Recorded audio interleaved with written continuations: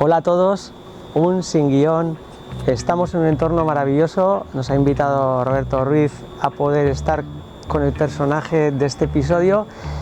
Siempre os digo, estoy especialmente emocionado. Ya sabéis todos que soy aficionado al ciclismo, que he practicado el ciclismo y hoy estamos con una, desde mi punto de vista siempre, una leyenda del ciclismo a nivel estatal y muy internacional. Comunicador, ha escrito libros, ha sido viajero, ha tenido sus programas en la tele. Hoy estoy, como os digo, también nervioso, aunque nunca se me nota y me decís que todo sale muy fluido. En Sin Guión traemos a una de esas personas con la que yo particularmente he crecido y he visto sus hazañas en un deporte que era muy duro en aquella época, y me está esperando aquí, que está viendo la Delta, y estamos con el señor Pello Ruiz Cabestany. ¿Qué tal estamos? Muy bien. Un placer. No te puedes hacer la idea de lo que me ilusiona el poder estrecharte la mano y el estar contigo. A mí mucho más estar contigo, con los creadores de este blog, de esta revista, de todo lo que estáis haciendo en Donosti, en Guipúzcoa, y que me traigas aquí donde Roberto Ruiz, en Templo de la Lluvia, y aquí detrás que está Cizurkil, Villabona, y donde yo me hice ciclista. Empecé Club Ciclista Donostiarra, por supuesto, pero ya entré aquí con Pachi Panadero y la cuadrilla del Club Danena. Del Danena. Y aquí en este pequeño pueblo, Cizurkil, porque hay que reconocerlo, es pequeño, pero grande en actividad. Salió un equipo profesional que corrió el Tour de Francia, ganó etapas del Tour de la Vuelta a España. O sea, esto es un milagro lo de aquí atrás. Vamos a hablar de todo esto, ¿no? Y más. Por lo que tú me digas, lo que tú me preguntas, yo te voy a contestar.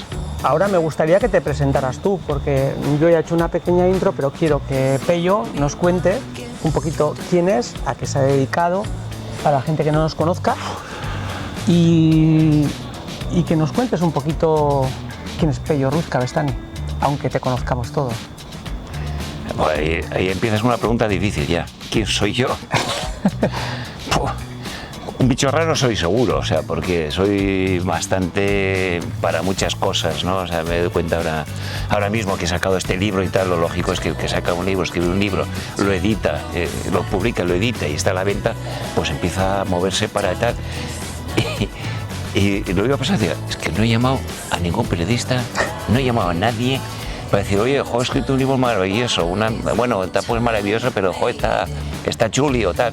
Nada. Entonces, todos los que os habéis interesado por mí, por el libro que he escrito también, es porque os lo habéis currado y habéis dicho, con este tío voy a hablar.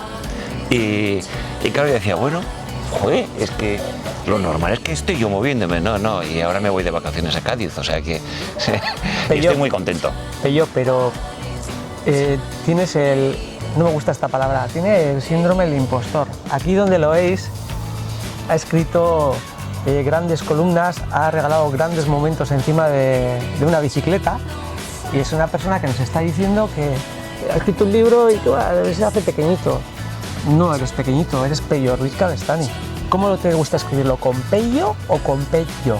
Mira, he tenido que tomar una decisión ahora mismo con lo del libro, porque yo tenía Pello con I latina, Pello con doble L, siempre le decía la Y, no, por favor, no, el Pello no. Entonces, el nombre es Pello, que Pello viene también, lo saqué porque yo me llamo de otra manera, que está explicado en el libro también. Tenías que comprarlo.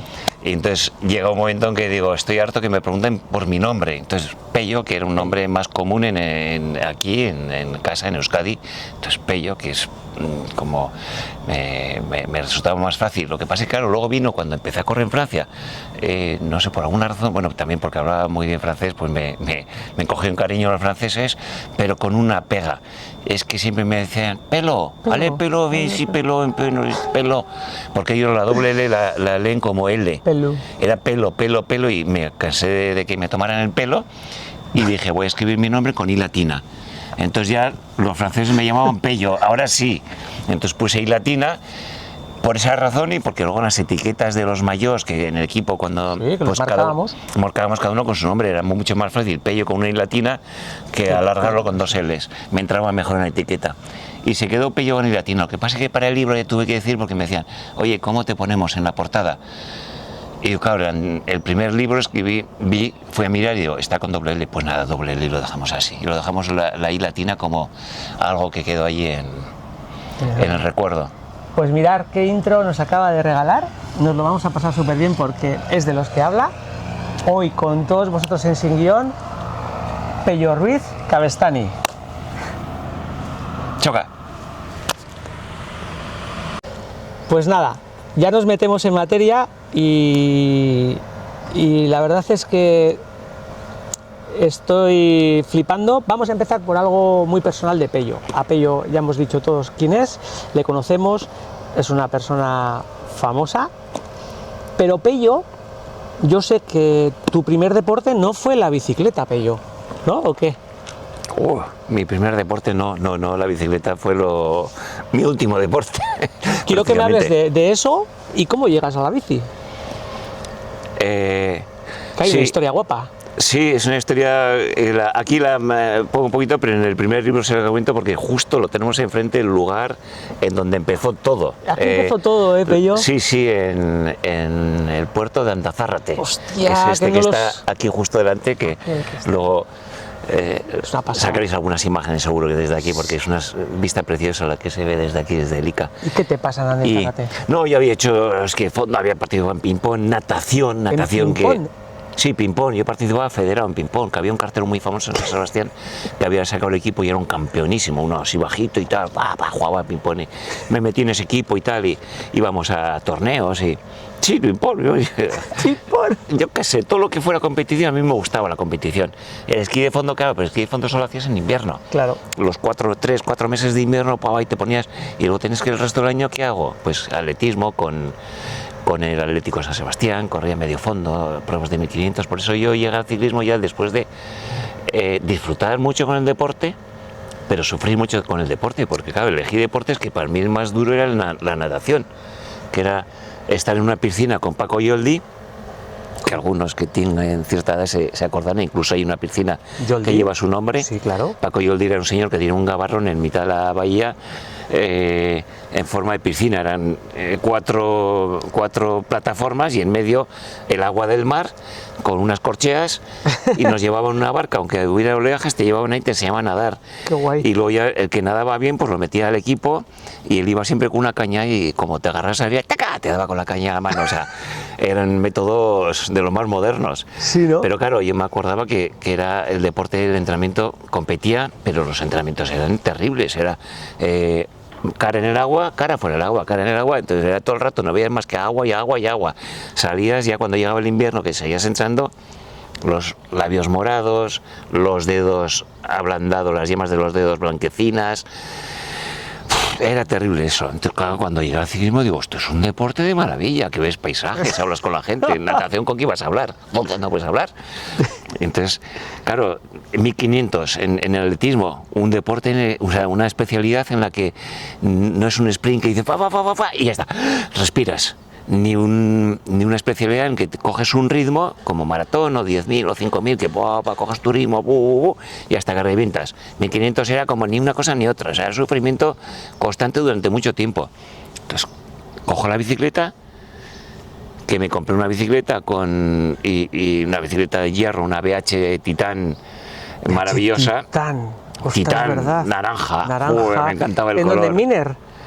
Yo creo que Miner o Comet, porque eran las dos grandes tiendas que había, Miner o Comet, una de las dos. Eso es, Comet igual en la avenida. Y la tenía ahí pispada ya, me encantaba la naranja. Y el nombre ¿Cuánto Titán, costaba? pues, ¿te acuerdas? Está todo contado ahí, ¿Está pero aquí en el libro? sí, Vale. pero el dinero que saqué recogiendo cerezas en Milagro con 16 años... ¿En Milagro? Milagro, sí. ¿En Navarra? Navarra, sí. He comido hace poquito yo, me han traído de allí. Ah, sí. Son cojonudas. Las de... Bueno, Milagro. eran...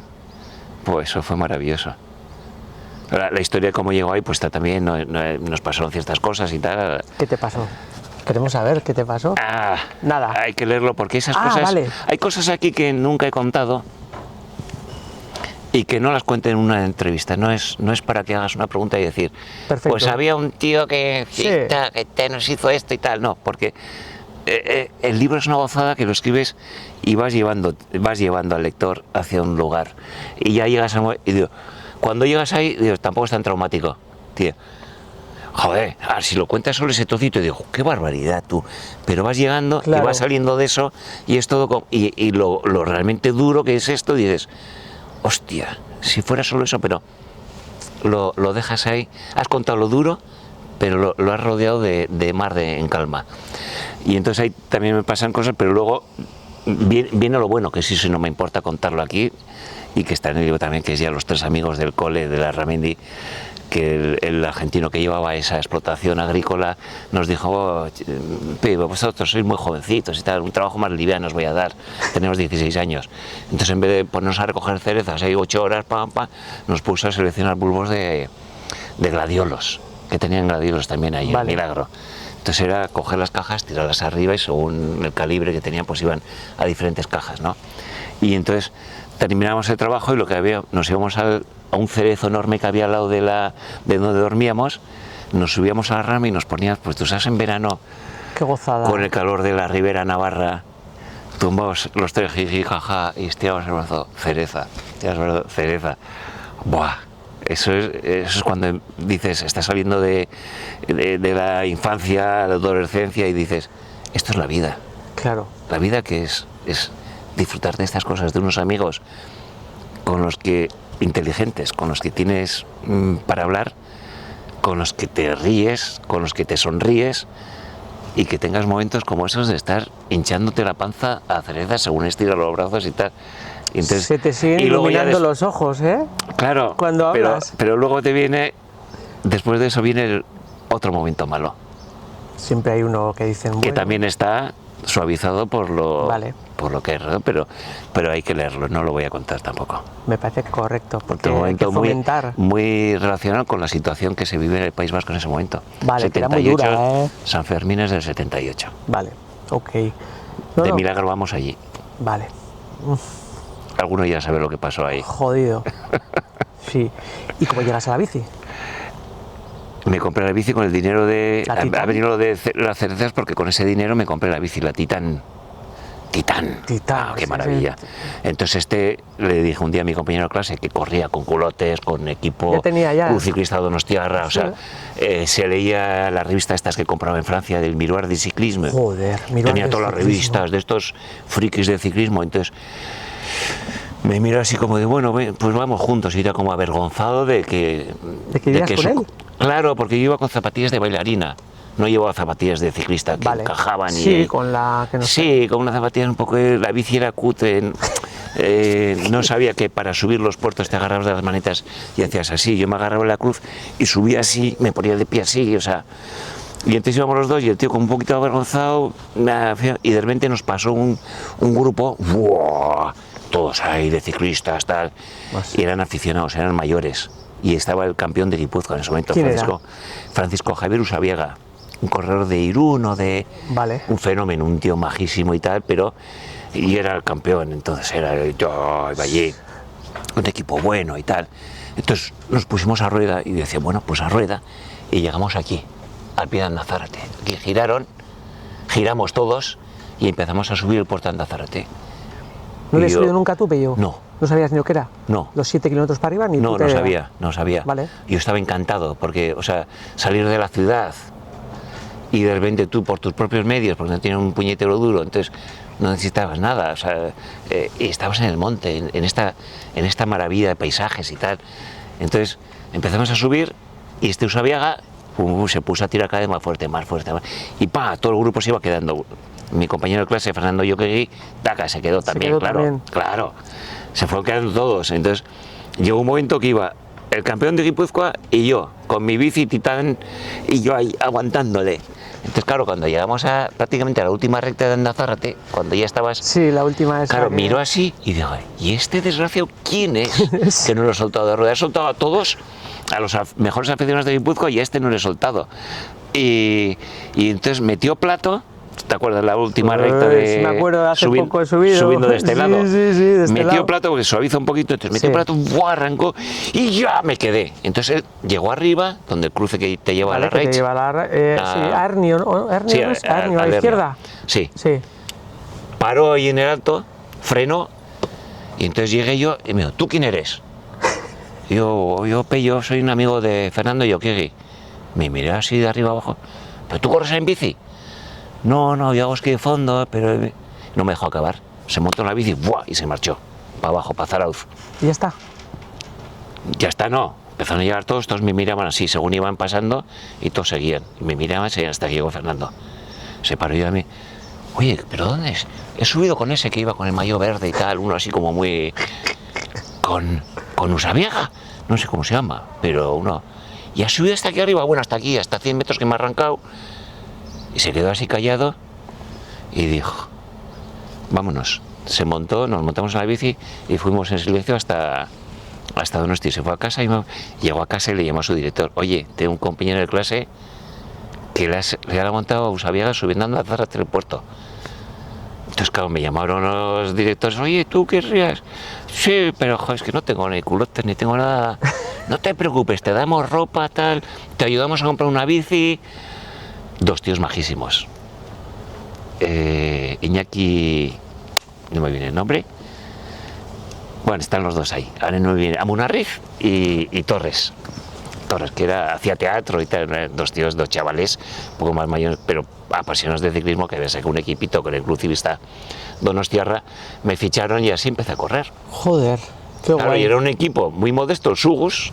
¡Hostia, el Sugus! Sí, de Suchar, Sí. con el maillot violeta de las tabletas de chocolate, el Sugus, el vestir por aquí.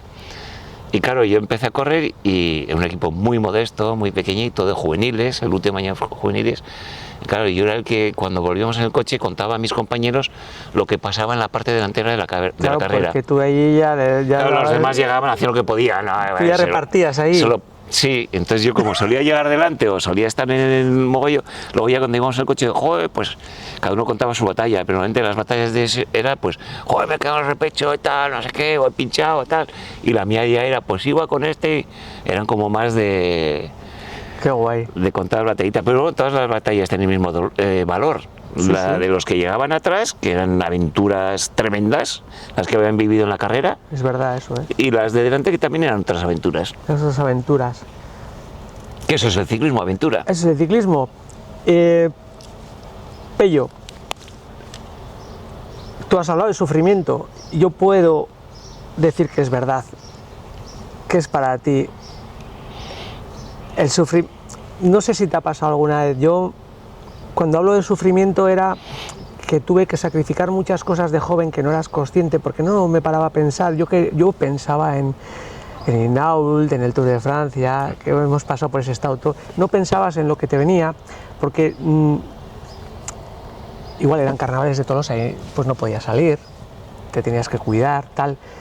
El sufrimiento ese del ciclista, que hoy está, que cualquiera es ciclista, anda en bici, en aquella época era otro rollo, ¿verdad, Pello? ¿Qué asocias tú? ¿Qué recuerdo tienes de la bici, de sufrir?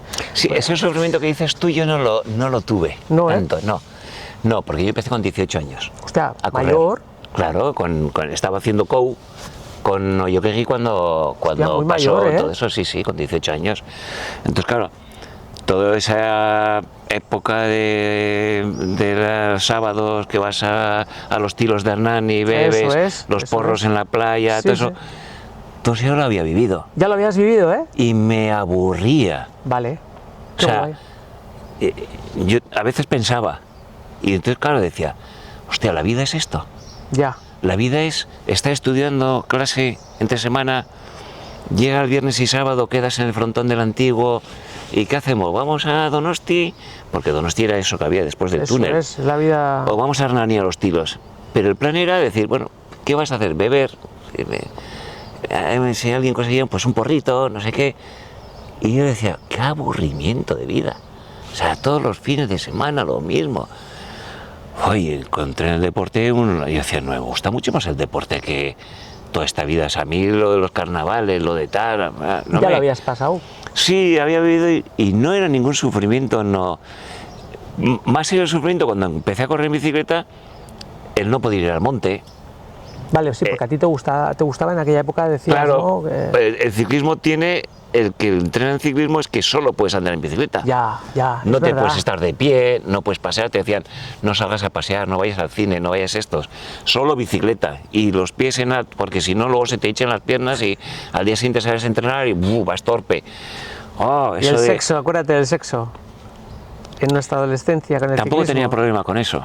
Pues Lemon no fue el que rompió todos los esquemas de eso, que se llevaba a su mujer No, al tour. me refiero al principio, a los Sí, comienzos sí, del al ciclismo, comienzo del ciclismo. no tenía problemas con el sexo porque es que me daban calabazas todas, entonces Sí, pero ya nos decían, tener cuidado con... no tenía problema, o sea, Nada. no era, está ahí escrito también. Ah, bien, qué guay, me lo voy a gozar este agosto, ¿eh? Hay una en concreto que me dio calabazas, la muy cabrona, pero me lo dio de mala manera, entonces eso ya cuando volví a casa, cuando dije, joder, cómo me gustaba esa y bueno, Me dieron calabazas. está relatado de una manera muy graciosa, creo, y claro, cuando ya volví el peine del viento hasta el frontón, que ya me había dicho que ella que conmigo no quería saber nada, bicho, ¿qué haces?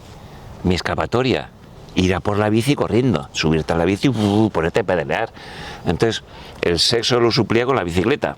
O sea, no tengo sexo, pues bicicleta y raca. Me hice ciclista por eso. Tú además... Y luego cuando empecé a correr en bicicleta, claro, está la otra de... primero que te llevan a viajar, que eso es la mayor maravilla. Eso que te iba a preguntar ahora, digo, tú... Qué bien, te lo he leído.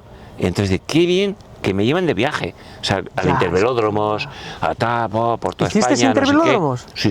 Qué guay. Todos los velódromos de España íbamos, que nos jugábamos el tipo, en el viaje, no en las carreras, porque nos llevaban. Y me llevaban al Campeonato del Mundo de México. Estuviste en México en el Campeonato del Mundo, ¿eh? Me seleccionaron para carretera y para pista. Mi primer año ¿Con corriendo- hado? ¿Con helado? No, La selección de- existía helado. No existía entonces, ¿eh? No. Y me llevaron Ramón Mendiburu, me Vale, seleccionó Ramón para Mendiburu. carretera y Saura para pista. Entonces, claro, estuve ahí en México encerrado en la Vía Olímpica porque yo pasaba más tiempo que todos los demás corredores, hacía Hacían las dos disciplinas, claro. Y claro, ahí me quedé flipado porque claro, un día entrando en el velódromo había una chiquilla mexicana allí, Lupita, Lupita. que me esperó a la salida. Entonces vino... ¿En serio? Sí, y me miraba así como, y tal, no sé qué, y un autógrafo y tal. Y Un yo, autógrafo. hostia, esto de la bici es una maravilla. Te vienen chicas a pedir, o sea, yo que no he ligado en mi vida, En Donosti es no imposible. me han hecho caso de nada, y me viene aquí Lupita, tal. Claro, enseguida aparecieron los padres por detrás, hola, tal, bueno. Y entonces yo a los padres les empecé a llorar, y yo dije, no, bueno, estoy en la Vía Olímpica, pero a las tardes es muy aburrido porque, pero conoces y tal, no, que va, no he visto nada de México, me tiento el día encerrado, no puedo salir, mira, ese es el seleccionador. Entonces fueron a hablar con Ramón Mendiburu, ¿Los padres? sí, de Lupita, y pues a ver, para ver si me podían sacar por las tardes a... ¿De paseo? Y Ramón, que era un tío más abierto que lo que había en lo normal en el ciclismo, dijo, bueno, pues una vez que haya acabado los entrenamientos, mientras no ande a pie, no coma tal, porque tiene que cuidar tal, llevarlo. Entonces me llevó la familia, los padres, iba con Lupita a todas partes por México, los padres de carabina detrás sentados, o sea, alguna vez ahí cuando nos sacaron eso de las pirámides de luz y sonido, pues en medio de la oscuridad, pues le hacías así un poquito la mano y tal, pero los padres detrás, entonces quitabas y tal, y nada, no pasa nada, pero yo dije, coño, esto del ciclismo igual hasta ligo con esto, porque cuando volví a casa nos estuvimos carteando un poquito de corazoncitos y tal, pero No se sabes aburrió nada de ella, de Lupita. ¿Qué va? Nunca más. No, seguro que era hija de millonarios o algo así, me podía haber Nos podía haber- pegado un braguetazo allí y dejarme de bicicletas ni nada, pero... Y tendríamos 20 libros. No pedí- Y bueno, no voy a destripar más el libro, pero eso está también ahí, esas cosas que te van pasando y que dices, ¿por qué corres en bicicleta? ¿Por qué haces esto? Porque es una locura. O sea, todos los que habéis corrido en bicicleta, Una locura, te ¿verdad? incluyo a ti. Sí. Ahora te voy a contar por Y qué. eso es una teoría que voy desarrollando en el libro. Y es que todos los que habéis corrido en bicicleta, y te hablo a ti, Sí. no estáis bien de la cabeza. O sea, alguna cosa, Sí, o sea, tenemos mal, algún ¿verdad? chispazo ha habido ahí. Y tú, no lo sé todavía, pero seguro que tienes alguno. Pello, Y tú si lo piensas dices, pues es verdad, tengo un chispazo ahí que... Y entonces voy contando cosas de ciclistas que hacían cosas muy raras. me vas a dar un agosto acojonante de vacaciones. Yo soy de los que lo leo como unas cuantas veces. Hablando de locura, hostia, ¿te acuerdas de los cascos, del material? Tú, concretamente, te has tirado por el Tour de Francia, por la Vuelta a España, sin casco, tío. ¿Harías eso otra vez? No, Es que es de locos, es lo que me estabas diciendo ahora. La gente no es consciente. Lo que hacíais, erais auténticos héroes. o suicidas. Pero no lo pensabas, porque si lo piensas, dices, me voy a dedicar al ping-pong. Te hubieras tenido que dedicar al ping-pong porque no te hubiera quedado más remedio. Si tú lo piensas, haces con este dedo así, Sí. chic, y se acabó. Evidentemente. Entonces, yo cuando bajaba los puertos que ibas a 1000 por hora, llegaba a la curva, esta curva, no voy a frenar, me daba para pillarla sin frenar. Y a coger la curva así, sin casco ni nada, que si se te iba la rueda, salías pegando botes entre los pinos y entre las rocas y tal, y decías una y otra vez, jugándote el tipo en todo momento.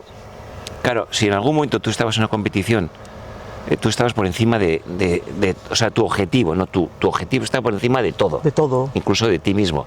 Entonces, si en algún momento se te ocurría pensar, diga, vamos a ver, estoy aquí lanzado en este puerto, estoy bajando a Lanzarote, para este lado, no para el otro, que es más suavecito, que lo bajábamos sin tocar los frenos, hasta allá, por lo menos. Pero para este lado, si dices, no voy a tocar el freno, pero en algún momento dices, para bajar rápido, dices, ostras, aquí, mira, se me va la rueda, o pillo una piedrecita, porque vamos con los tubulares estos, Tubulares, encima o me despisto y tal, la galleta que me doy es de campeonato, o sea, salgo, pim, pam, pam, de todo. Pero si ese pensamiento te venía, entonces lo que hacías era ras al freno. ¿Qué pasaba? Que si le dabas al freno, pues que todos tus rivales se te iban. Ya. Y tú te ibas quedando para atrás. Entonces digo, pues a ping-pong. Si te quedas atrás bajando, a ping-pong. Sí que hay que estar un poco loco, pero ya no en la competición. Simplemente yo recuerdo de crío, y tú me sacas unos años que ya has pasado por ahí antes. Yo ahora salgo a la carretera y digo, me cago en la puta, si yo entrenaba por aquí, qué tarao estaba con lluvia, porque aquí entrenamos con lluvia, mucho con frío, estábamos completamente locos. El entrenar simplemente, esas bicicletas, tú me hablas de frenos, acuérdate los frenos que tenías, lo de ahora es una maravilla. La ropa, ¿cómo recuerdas tú la ropa? Yo me acuerdo las shiras esas que sudabas y te deshidratabas. Yo creo que tú eres uno de los que tienes que contar esas cosas. Te deshidratabas y había las que eran... Claro, yo salía a entrenar, yo cumplía con mi entrenamiento a rajatabla. O sea, si había 3 días lloviendo, 3 días que salía lloviendo. Al cuarto ya no, al cuarto ya me iba a la Ribera Navarra o buscaba algo, me iba a Valencia, donde fuera, para seguir entrenando. Pero aquí te tocaba, llovía mucho más que ahora, llovía mucho más de manera continua y sin parar. Entonces tienes que salir a entrenar y te empapabas. Y entonces la ropa que había eran o estas iras que te ahogabas porque no transpiraba nada. O, me acuerdo de estas de Cheondo, que eran unas cosas gordas para el frío, que te la ponías y dices, joder, qué bien voy a salir a entrar. El térmico. Como te empezara a llover, no, antes del térmico había otros que eran... Ah, sí, las chaquetas esas. Sí, esas con una cremallera que delante tenía como lo que no te dejaba respirar, pero entre la tela impermeable y tu cuerpo había una cosa así gorda de algodón o de no sé qué, que en alguna vez en carrera me dijo uno que tenía un compañero muy gracioso, Murga. ¿Murga? Sí, un chalao, ese sí que estaba chalao. Y entonces, claro, ibas en carrera, te ibas mojando con la lluvia, y llegaba un momento que ya dejaba llover, iba a venir un puerto y dices, bueno, entonces te quitabas la chaqueta esa, lo cogías y le dabas, Murga, llévalo al coche, y le dabas así, se caía. Y me lo cantaba de una manera muy graciosa, decía dame, ¡buah! De repente eran 20 kilos de peso que hacía, ¡buah! Y para atrás, y tenía que llevarlo a Perurena al coche, pero era, vamos, una ropa de un horror, o sea, las badanas? y las badanas eran los botes de Nivea que había comprado donde la Paquita yo. Claro, pero había que desinfectarlas también, había muchos furúnculos en esa época porque eran de piel de cabra y de cordero y tal. ¿Te depilabas ya en aquella silla, no? Sí, ¿Entero? No, ¿O no. hacías como Cendrero, que se depila? ¿Te acuerdas de Cendrero? Sí. Joder, ese sí que también tenía para un libro, ¿eh? El Cendrero. Cendrero sí está. Yo hace poco me lo encontré, él me conoce todavía. Siempre Bueno, para dar una pista de Cendrero, era un ciclista muy Muy bueno, bueno, ¿eh? pero era un underground, fuera del sistema, una persona que vivía... Libre. Sí, libre, incluso alguna vez había vivido en casas deshabitadas, de estas con otros ocupas Sí, y sí, tal, sí.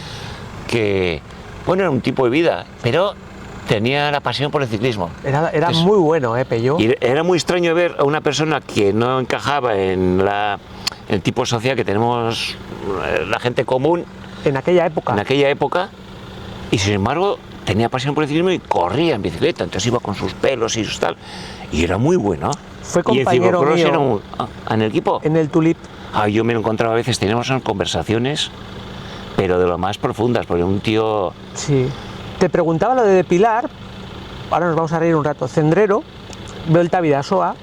Íbamos a correr la Vuelta a Bidasoa y Iñaki Cendrero. Iñaki Cendrero. Pero luego tiene un hermano que también andaba También. en bici y ese ya está Sí. más normal. Sí. Y era el fichaje, era para ganar la Vuelta al Bidasoa él ¿Ah, sí? o Abraham Olano, ¿vale? Y me acuerdo que, claro, tú eras un crío y, claro, tenías que correr para él, que hablaremos de gregarios. Y le digo, ¿tú no te depilas? Todo lleno de pelos, te acuérdate que era peludo. Y se levanta el tío, pero ¿cómo que no me depilo? Coge el culote y hace así. Se depilaba de aquí para aquí y todo lo demás, pelo. Ese era Iñaki Cendrero. ¿Y Estando- eso por qué se depilaba lo que no lo estaba sabemos, tapado? porque era él. Y se sentaba y seguía desayunando. Iba de líder. Era por llevar la contraria. No lo sé, iba O sea, de era un líder. antisistema en todo. O sea, Joder, era nosotros currando críos allí, pam, pam, pa' él. Hostia, iba de líder, no sé qué Vuelta a Bidasoa, y se paró. Y esto es verídico, y el que esté viendo esto puede escribir, por favor, que se lo agradecería. Se paró, todos esperando. Iñaki Cendrero perdió el liderato, ganó Olano, creo, ese día, o algún ruso, o alguno de esos que venían. ¿Qué hostia? ¿Qué pájara tal? No, es que había un pajarito en la cuneta y me da pena que le iban a pillar. Se paró a coger el pajarito. Esto, que alguien me lo corrija, por favor, que si alguien sabe de esta historia.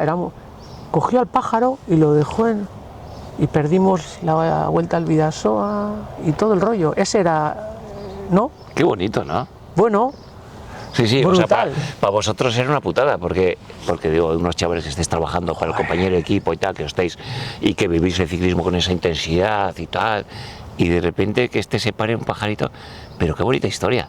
Pues ese era Iñaki lo Cendrero. ves ese lado, vamos a buscarle, ya pasado el tiempo, vamos a buscarle esa... Pero claro, es que ciclistas así, Hay muchos. yo hay también uno, el Fantasma Udana, tengo varias historietas, no se alargan todas, ¿no? Pero un poquito ejemplos de Murga escribí un capítulo de él y lo quité del libro. Por si acaso. No, porque ya, bueno, era muy largo y luego era tal exageración que digo, eso no se lo va a creer nadie. Fuera, para otro. Lo dejaré, si acaso, para otro libro, pero quité todo el capítulo que se llamaba Murgoso. O sea que, porque era ya muy... más que lo del Cendrero este. Joder, ¿has llegado alguna vez tú a pensar tiro la bici al río o la vendo? ¿Alguna vez? Yo miles de Sí. veces, sobre todo que hablabas tú. ¿no? El libro, las pruebas que hacía y todo cuando iba a la imprenta, porque a veces, como no te fías del ordenador y dices, uff, esto como se me borra todo, entonces lo mandaba a imprimir, se lo mandaba a un y el título que él ponía era A tomar por culo la bicicleta. Lo acabo de abrir aleatoriamente con 300 páginas, no me invento nada, ¿eh? A tomar por culo la bicicleta. Eso es un capítulo. Hostia. En vez del título esto, pues me dijeron, ese te ocurra y tal. Pero bueno, ha sido sorprendente, ¿no? Qué acojonado. O sea, que has pensado, como todos los ciclistas o toda la gente aficionada, en tirar la bici al río un día. Claro. ¿Y por qué, Pello?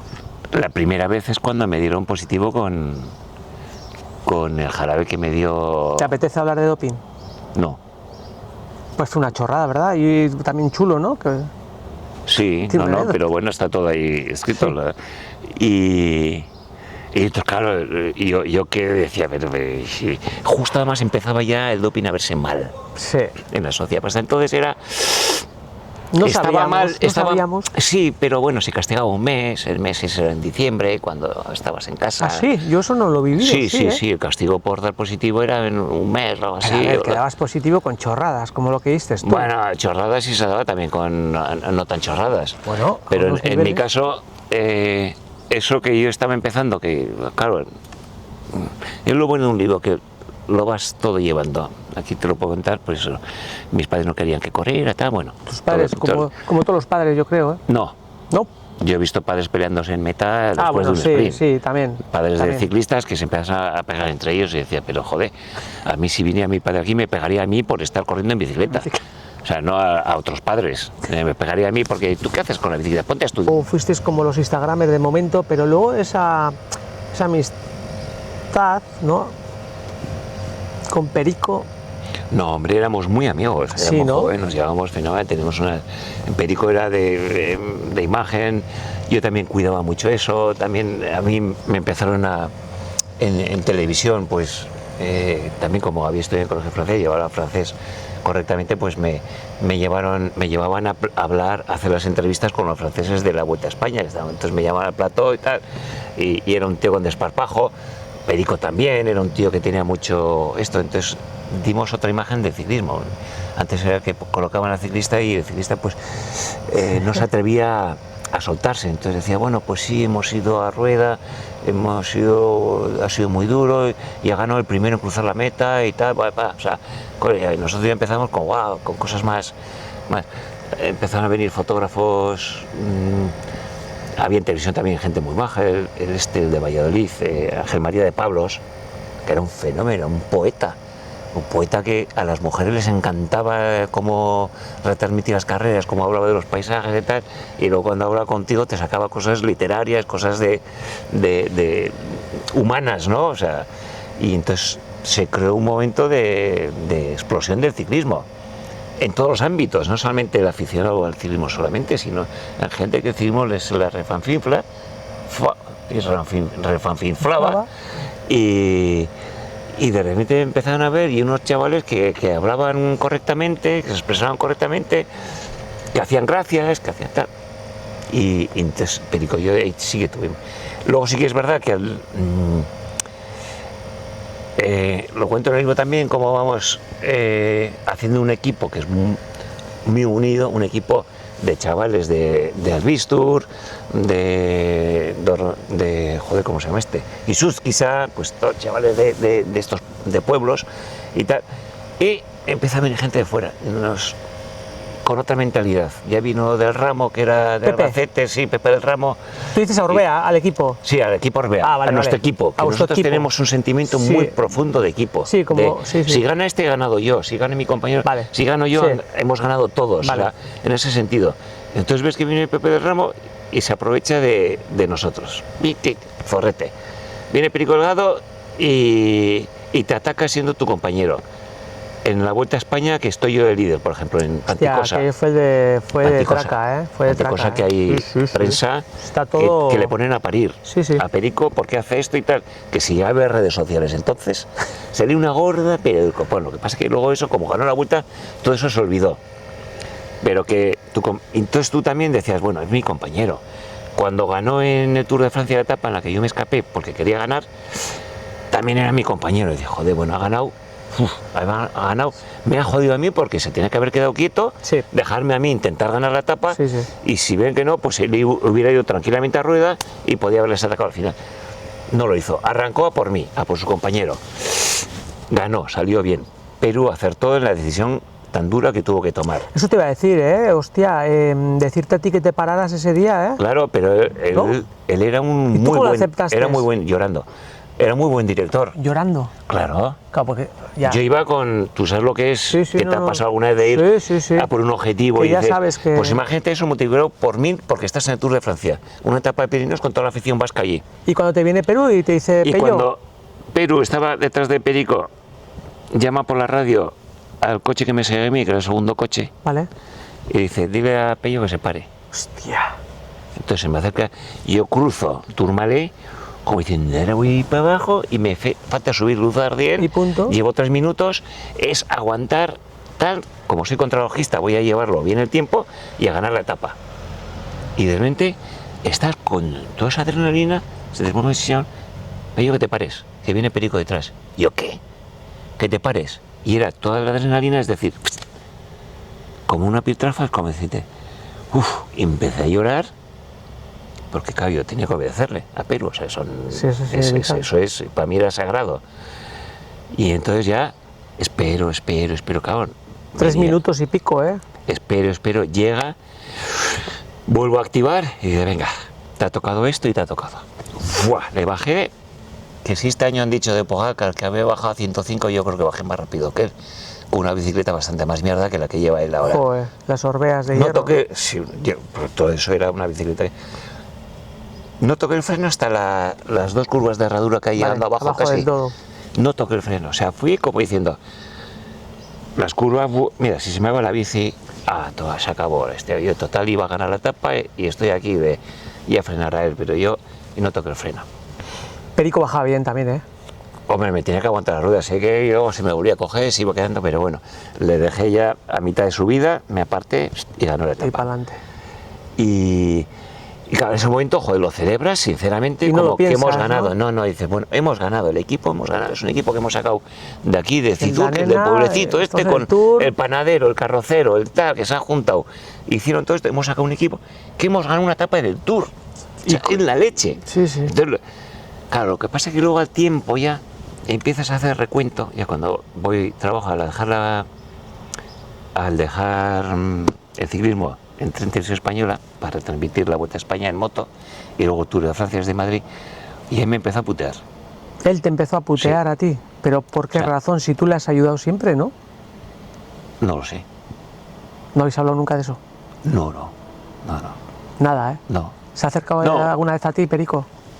¿Tú a él? ¿Has tenido algún acercamiento? No. Yo en Televisión Española no. Bueno, ese año ya me estuvo ahí, o sea...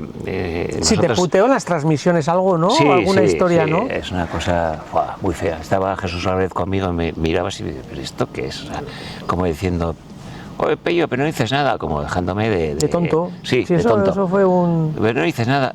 Y yo tenía el micrófono apagado, claro, nosotros solo hacemos comentarios y damos paso a publicidad. Una historia que entonces había una ley que prohibía publicidad en mitad de una retransmisión deportiva, entonces el truco que sacaron era, damos a Plató paso, en Plató hablan del Tour, que ya es otro programa, ese da paso a publicidad nos vuelve a nosotros, hablamos del Tour y damos publicidad a la retransmisión deportiva. Entonces ahí colaba la publicidad. Pero claro, el resto estábamos con el micrófono apagado, estábamos ahí, Jesús Álvarez y yo hablando, y entonces de repente miramos ahí y Perico, pero Pello, te has quedado callado y no tienes nada que decir. ¿Eso en directo? En directo, pero un montón de veces. Y una vez que hice algo que no se debe hacer, una cosa de esas, porque es feísimo en televisión, al espectador le importa 3 narices lo que hable, quienes hablen, lo que quieren es enterarse de las cosas. Entonces claro, ya dije, compañeros, sabéis que nosotros tenemos el micrófono apagado mientras habléis vosotros. Entonces no me hagáis preguntas que no puedo contestar porque tengo el micrófono apagado. Claro. Y luego dejó así. Entonces empecé a analizar todas las cosas que ya de corredor, pasado. Digo, de corredor lo aceptas porque eres un profesional, te paga un equipo.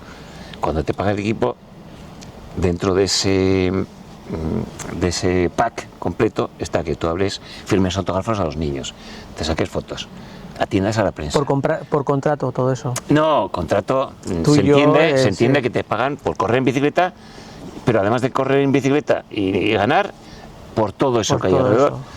Y por aguantar que el director te diga un día que párate, o que el director te diga que eso se entiende, se da por supuesto que está dentro de lo que es tu sueldo trabajo. Que te pagan. Ahora, cuando dejas la bici ya no. Cuando te dejas la bici no me toca las narices. Entonces, bueno, yo lo dejé pasar. Perico, dije, mira, que no se acerca a mí, porque cada vez que lo tengo al lado, tengo un cuchillo clavado. Y lo dejé. Y claro, Perico era como el rey emérito, cuando era famoso, que nadie podía hablar mal de él. O sea, era como una cosa... Nadie trabajaba en marca, en la SER, o sea, 2 grupos totalmente contrarios. Televisión Española, estaba en todas partes, entonces nadie podía hablar mal de él. Era como cuando iba a Madrid y me decían, Juan Carlos, sale con la moto y se vaya con una y tal, venga ya, y te contaba uno y otro, ¿y cómo nadie lo saca en el periódico esto? Oh, no, de Juan Carlos del Rey no se puede hablar y tal, y luego salió todo. Y Perico era un poco como eso, de nadie puede hablar mal de él. Hasta que un día se me ocurre a mí en San Fermín, estábamos ahí, y claro, San Fermín coincide con el Tour, estábamos, y nos acercamos a un bar ahí cerca de la Plaza del Castillo, y está el Perico y dice, mira, Perico es gilipollas y tal, no sé qué, dije algo así. Y se empezaron a reír todos, ¿sabes? Como el ambiente de San Fermín. Pues ese no sé qué y tal. Y dije, hostia, ¿qué efecto ha causado esto? Sí, ¿no? No soy el único que piensa lo mismo. Claro. Era como decir, hostia, soltar una blasfemia, ¿no? Como decir, he hablado de Dios en nombre de Dios en mano, he hablado en nombre de Perico en mano, y lo que vi era no de, oye, tú, que ahí está, era todo lo contrario. No sé qué, pues sí, no sé qué y tal. Qué guay. Y entonces dije, hostia, esto tiene efecto, voy a seguir dándole aquí. Voy a sacar algo de provecho que no saqué antes, que me jodió la tapa del Tour. A la manivela todavía sobre esto. Y entonces, claro, luego llama la atención mucho eso de, joder, Peyota con Perico, que le posa con Perico. Te voy a hacer una pregunta incómoda que sé que igual me equivoco. Yo sé que tú en el ciclismo siempre has dicho que, pues lo que me has contado, ¿no? Que el dinero no era lo importante, pero Pello Ruiz Cabestany ha ganado dinero.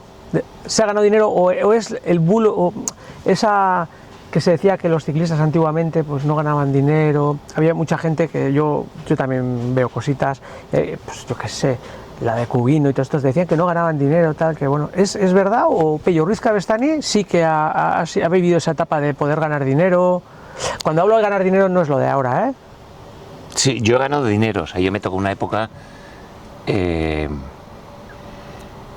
buena, porque es justo cuando se leó televisión en directo, que es en el 83, justo el año anterior a que yo pasara al profesional. 83, que Televisión Española le dijo al organizador de la Vuelta, le dijo, si traes a Bernard Hinault, si consigues a Bernard Hinault en la Vuelta, te lo doy en directo. Y fueron a hablar con Guimard, Ramón Mendiburu, y le trajeron. Y consiguieron, no sé cuánto le pagarían, pero tampoco era una cantidad así exagerada, o sea, bestial. Le pagaron por venir a correr la Vuelta a España y entonces ya tuvieron que dar la vuelta en directo. Entonces, claro, fue una explosión. Claro. Sponsor, tal, público, no sé qué. Publicidad. Ostras, en directo. Hasta entonces tú, era el periódico a mirar y la radio, y eran los frikis del ciclismo los que seguían el ciclismo, que era aquí era mucho. Aquí era una religión, en el País Vasco era una religión el ciclismo, era todo el mundo.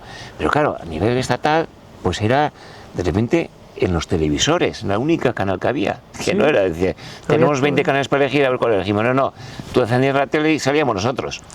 ¡Buah, la leche! Entonces lo que pasa es que sí, he ganado, pero he ganado creo que más dinero después del ciclismo. Vale. Porque al final tampoco era tanto, o sea, tú decías, como la primera oferta que me hizo este Pedigaña para el equipo era, me ofrecía 5 años. ¿De contrato? De contrato, 5 años. Entonces, claro, me decía, no me acuerdo cuántos millones de pesetas eran. Y hice un cálculo y decía, joder. Me divierto, ligo y me pagan. Viajo. Ligar, sí, bueno, un poquito, ya empezaba ahí la cosa. Lupita, ya viene alguna otra y tal, así. Pero, joder, me paga y digo, yo que creo que voy a vivir hasta los 50, más o menos, calculo, porque los 50 ya me parecían... Claro, pero tú te retiraste a los 30 super mayores, ¿no? Ya, y digo, me toca, si divido entre meses y tal, 200.000 pesetas al mes, claro, no hacían el cálculo ni que tenía que pagar impuestos, nada, ni que tenía que irme a vivir, salir de casa de mis padres y comprarme un piso, ni que tenía que comprarme un coche. Qué romántico eras, ¿eh? Claro, yo decía así, hasta que alguien me dijo, chavalín, no firmes 5 años. Pero no sé, creo que firmé 2, algo así, pero eran una miseria de dinero, o sea, para lo que realmente yo ofrecía, la repercusión que tenía mi nombre, era poco dinero. Y luego, pues sí, algunos años más, otros menos, pero claro, si no hubiera seguido, o sea, yo no hubiera podido vivir de ese dinero sentado así y tal. Ahora, por ejemplo, estoy sin trabajo, estoy sin ingresos ni nada. Y bueno, me he puesto a escribir un libro que también que no es ingreso, es pérdida, pero bueno, es monetaria, es ingreso emocional y ingreso que es muy importante, vital, mucho, es inmenso el ingreso que tienes o yo por lo menos con este libro, pero no es. Pero bueno, tengo del trabajo que he tenido gestionando instalaciones y trabajando, pues que consigo que ese dinero no se derritiera como una barra de hielo. Entonces puedo estar ahora un tiempo sin trabajar. Hacemos un juego de palabras para ir terminando y me vas respondiendo tú. Ya terminando, pero si llevamos 10 minutos. Ah, no, 1 hora. Manolo Saiz. Manolo Saiz, tuve ahí una gorda con él, con la Vuelta a España del 90, ay, me acuerdo del año 90, creo que era. Esa vuelta la tenía que haber ganado yo, sí o sí, o sea, era el más fuerte con diferencia. Giovannitti, que se escapó al principio de la vuelta, Marco Giovannitti, una escapada tonta de estas, de que sacaron un montón de minutos y se fueron varios y nadie tiraba y nos miraba nosotros, ¿y por qué no tiramos nosotros? Y no tiró Manolo, no. Entonces, todos los demás de esa escapada fueron cayendo, menos Marco Giovannitti, que aguantó hasta el final. La última contrarreloj la gané yo, pero me queda 20 segundos de liderato. Y no gané esa vuelta porque Manolo no quiso. Y ahí esa la tengo. Sin embargo, ahora Manolo es alguien al que le han hecho pagar... Te iba a decir, ¿tú crees que ha sido el cabeza de turco de toda la mierda aquella que surgió en aquella época? De muchas cosas. O sea, ¿Sí? De manera injusta, exagerada. Entonces, como incluso hasta en Televisión Española le han tenido totalmente... Vetado también. Cuando a otros no les vetan, otros que cotizan en Andorra o que han hecho lo que les ha dado la gana o que han hecho cosas que no se ha hablado nada de eso y siguen ahí tan tranquilos. Y a han dicho, no, con este limpiamos toda la imagen de todo el ciclismo español, ya, con lo que le hagamos a este de castigo.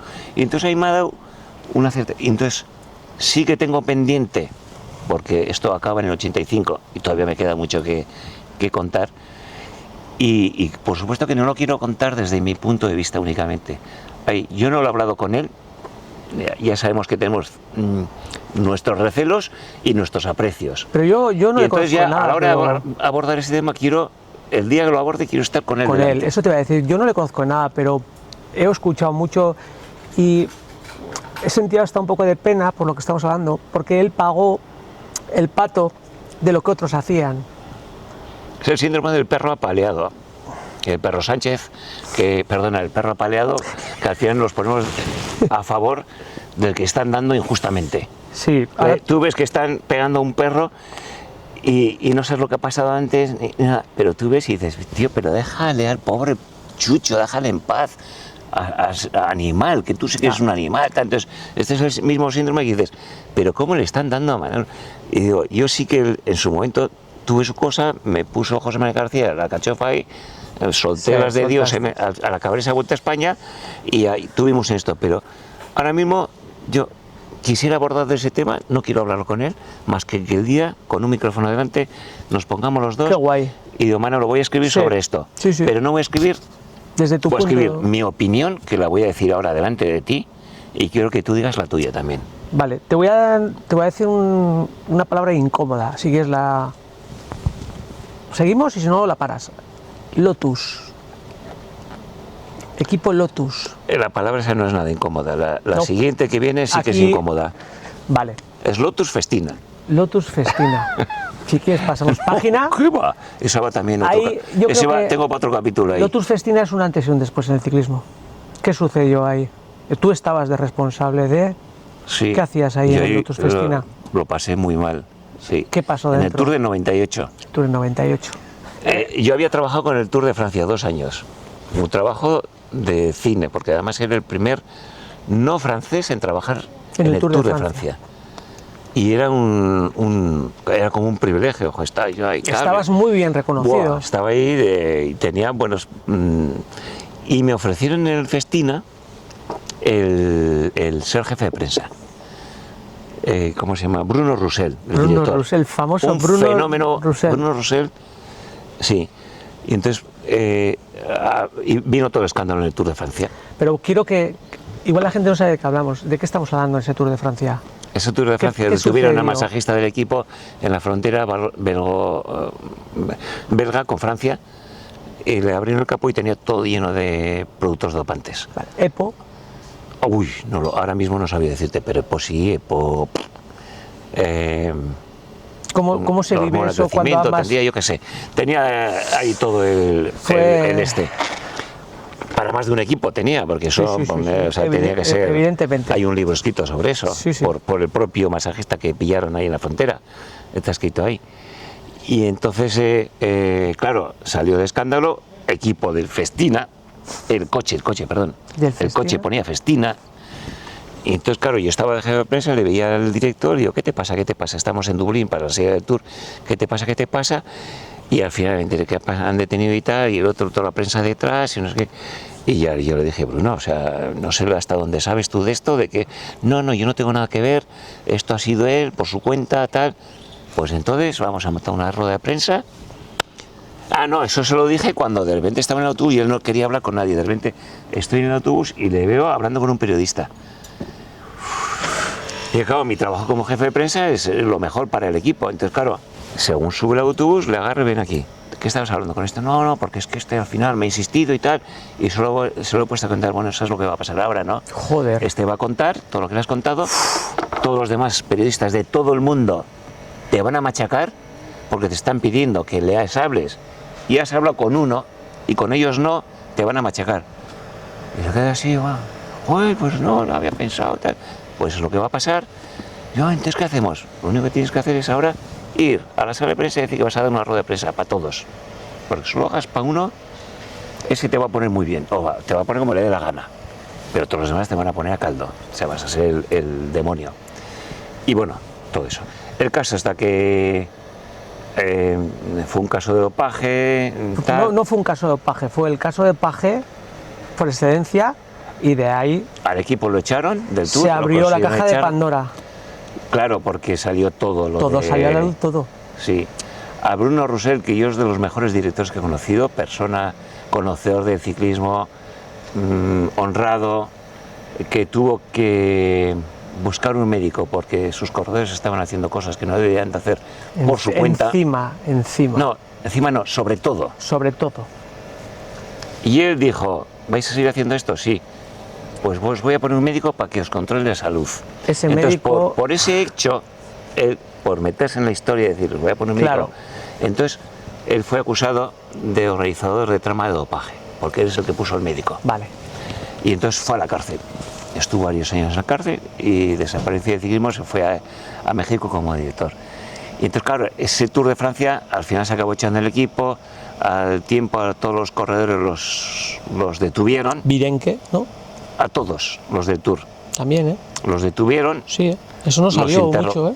Ah, eso sí. Algunos, Virenque... O sea, del equipo lo único que no detuvieron es a mí. Que eso me preocupó mucho.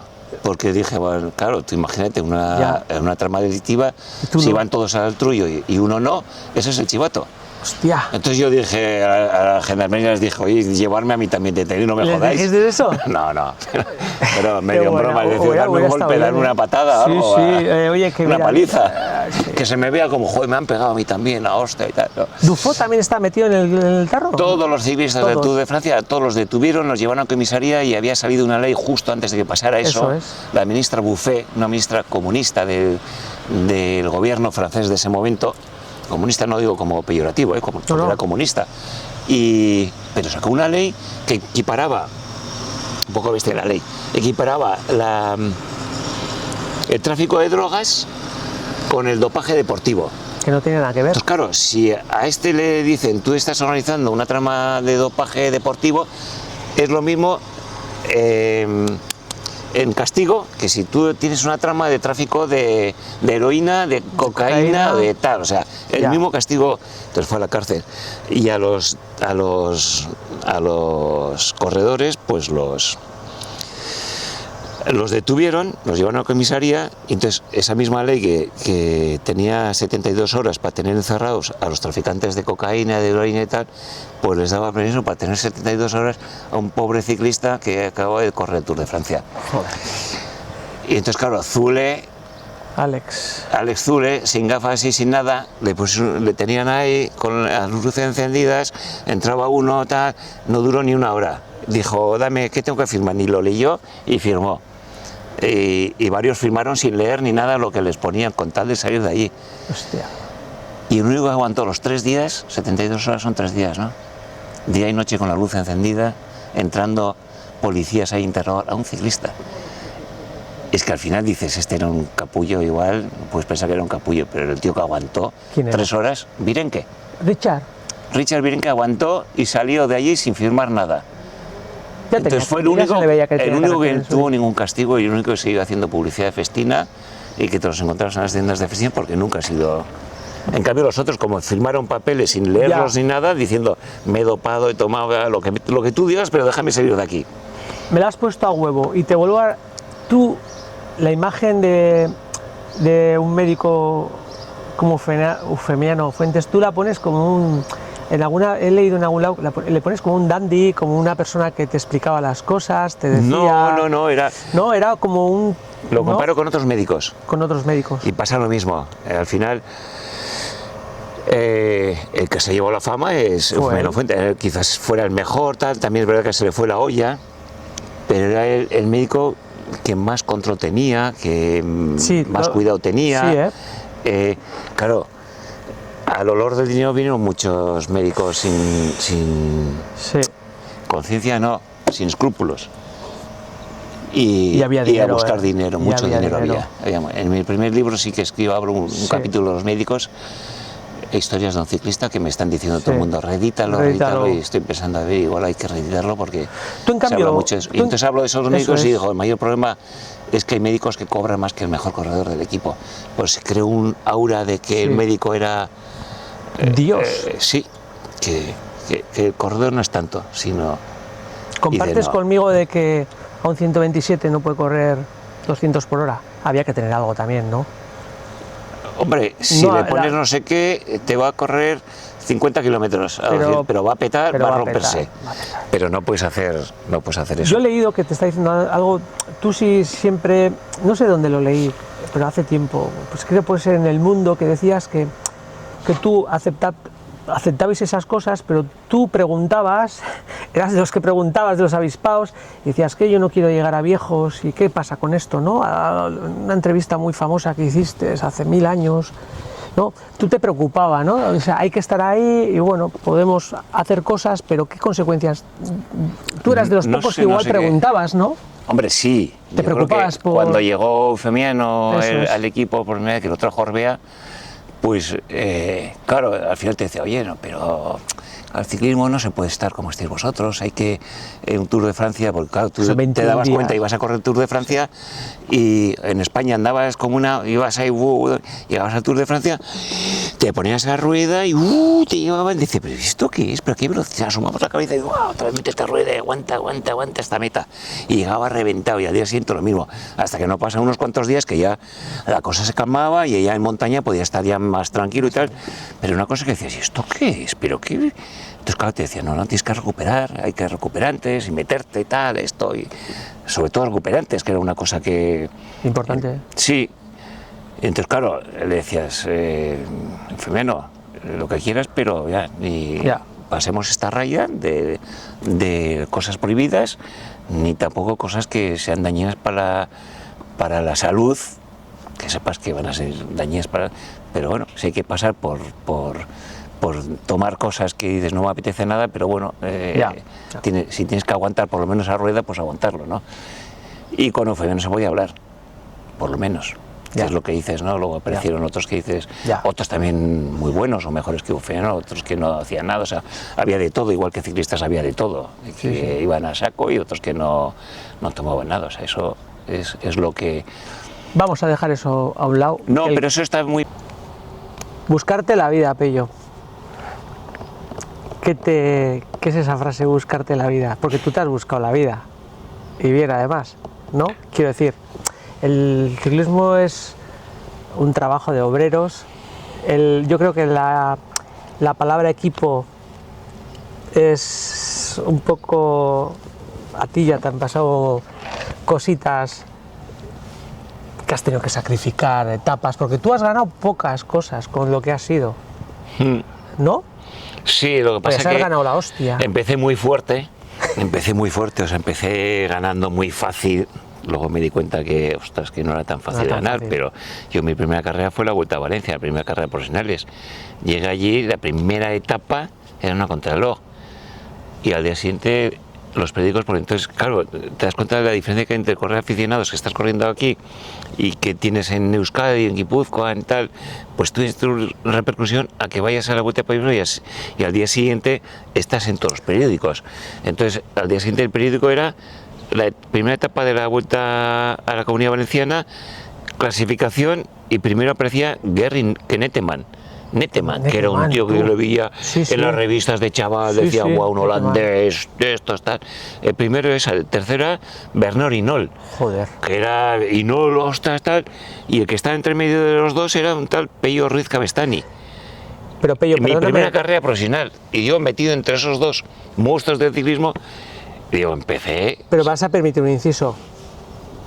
Tú ya venías de ganar a esa gente, tú en pista eras un crack. Sí, y tú tenías una clase encima de la bicicleta poco habitual. Yo tengo fotografías tuyas en Ciclismo a Fondo que bajamos a comprarlo y tu estampa en una bicicleta era brutal y espectacular. Tú tenías una clase y no te venía porque Pello ha ido ahí a la comunidad, perdona, o sea, tú ya venías. Sí, hombre, lo que pasa es que también no es lo mismo correr en pista con Neteman en Madrid o en Anoeta que ya una carrera ya con un mogollón de público, televisiones, tal, bueno, sí, pero me hablabas de una contrarreloj. Sí, pero tú ahí eras... luego acabé la vuelta segunda a 2 segundos porque se aliaron el equipo de Hinault con el de... Con un belga, el Bulldog, pues salieron para que yo no pudiera... ¿Es verdad esas cosas, esas alianzas? En esa época sí. Sí, ¿se movía dinero también? Sí. Sí, ¿eh? Bueno, era una mierda de dinero, pero se movía dinero, o sea, había equipos... ¿Tú tenías alguna anécdota con Lemon, no? ¿O con... Me debe dinero todavía. ¿Sabes que es uno de mis ídolos, Greg No, Lemon? pero el otro día me dijo uno en Twitter, oye, ¿has pensado que aparte del dinero que te debe, han pasado años ya y con los intereses eso podía ser un pastizal? Y me quedé y digo, pues es verdad, voy a tener que hablar con Lemon. Que no ¿Era majo Lemon? Sí, ¿o era americano? Sí, no trataba mucho con él. Era un tío era muy americano, muy... Sí, yo me gustaba por eso, ¿eh? Pero luego iba a su pedo, o sea, era un poco... Pero sí, en esa etapa... ¿Y qué te dijo, pues? ¿Qué pasó en esa etapa de...? ¿Qué pasó? Pero es verdad, es verídico eso, que te ofreció la pasta. Claro. ¿En serio? ¿Y tú joder, lo podemos hablar en bromas, pero... que es una anécdota, si quieres lo decimos como si fuera una broma, pero... ¿Vale? Pero una broma, sí. Y entonces, la broma esa es que esa etapa acabó con una foto que se ha convertido en un icono. Bueno, pero era todo más falso que el copón. Con la entrada de manos con Hinault, si no recuerdo bien, ¿no? Los dos agarrándose de la mano y levantando en el Alpe d'Huez, el mítico Alpe d'Huez, los dos entrando en meta, levantándose la mano, y ya se había definido el Tour de Francia en ese momento. Era decir, bueno, yo gano esta etapa, tú ganas el Tour, porque el año anterior Hinault le dijo a Lemon, ayúdame a ganar este Tour y al año siguiente yo me entrego para ti. Pues lo saben muy bien, no hace falta que hable yo, se lo saben mejor que yo. No cumplió, efectivamente. Es que era, entonces le prometió eso, le dijo, trabaja para mí y yo el año que viene me entrego a ti y ganas el Tour. Y claro, y llegamos a la etapa del Alpe d'Huez, se escapó en Galibier, era, ¿no? Sí. Sí. Se escapó Hinault. Sí, me y detrás íbamos Bauer, Steve Bauer, tío. Lemon, la Bauer que era del equipo. Oh, me encantaba Steve Bauer, tío. Sí, y Lemon. Claro, no podían tirar la Big Clear eran. La Big Clear, no podían tirar a por Hinault. Aunque estuviera traicionándole porque había prometido que iba a trabajar para él, estaba por delante. Claro, decía, ¿cómo? Y los franceses me machacan, no sé qué. Entonces, claro, yo estaba allí y fue y me dijo, si tiras... Te unto. Y yo decía, vale. Pues vale, pero si es que voy a tirar igualmente. O sea, ya, pero no lo sabía. No lo sabía. ¿Y te debo la pasta todavía? ¿Te crees que me voy a quedar aquí a rueda y dejar que no se vaya y yo estando en un momento histórico y hacer... histórico, tío. Claro. Y ahora cuando ven la tele que dice, están unas campanas y se meten en la rueda y decía, tío, tira. Aunque sea, haz el paripé, tiras, no hagas el ridículo de quedarte a rueda. Entonces yo iba a tirar. O sea, me ofreciera dinero, no me ofreciera, pero me lo ofreció. Porque él no podía tirar, porque lo crujen. si él se pone a tirar por su compañero de equipo. Y encima en Francia en esa época. Y en Francia, con un francés delante, que podía volver a ganar el Tour, su 6º Tour. Sí, sí. Entonces yo me puse a tirar, y pillé y no. Bauer ya se quedó. Entonces ya en la crono de Fer, y no el cabreado, se puso a tirar ahí, pipa, y yo me cago en la pobreza, y me quedé. Si yo aguantara ahí, digo, hubiera llegado al Alpe d'Huez, al pie del Alpe d'Huez, porque no nos hubiera aguantado, pero hubiera llegado con ellos y hubiera sido la hostia. Y yo a rueda de los dos ahí, y no aguanté. Si estaría mi padre aquí, que ya falleció, que me echaba las broncas de que cateaba mucho, te voy a trasladar a como es un libro. Yo me escapaba del instituto porque conectaban a las 11 de la mañana las etapas, que eso ya no existe, el Tour de Francia, para veros. Sí existe todavía, ¿eh? ¿Conectan tan pronto? Sí, la televisión francesa sí. Sí. Yo lo veo en la televisión francesa, no, aquí no. Y os veía, tío. Y me acuerdo exactamente que tenía un examen de inglés y me pidí a casa, y ese año era Chozas. Escapado, conectaron a las 11 de la mañana, se metió una etapa súper épica de Eduardo Chozas. Yo recuerdo eso como...